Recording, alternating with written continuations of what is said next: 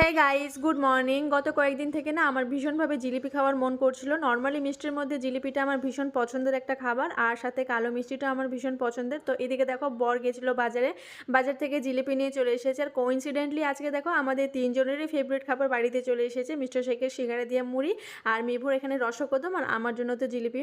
তো এখানে দেখো জিলিপি প্লেটে সার্ভ করতে করতে আমি একটা বাইর আগে টেস্ট করে নিয়েছি। তারপর সন্ধ্যাবেলা সাঙ্গ পাঙ্গ সকলকে নিয়ে বসে পড়েছি টিভির সামনে।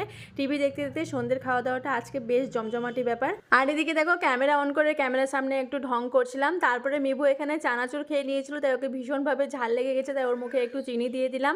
তারপর রাতে ডিনারে বানিয়েছিলাম চিকেন কষা, সাথে করেছিলাম একটু কুচি কুচি করে আলু ভাজা, যেটা মিস্টার শেখের ভীষণ ফেভারিট একটা খাবার। তো আগে মিবুর খাবারটা নিয়ে নিয়েছি, ওকে খাইয়ে দিব। দেন রাত্রেবেলা যখন মিস্টার শেখ ফিরবে তখন দুজনে আমরা রাতের ডিনারটা একসাথে করি।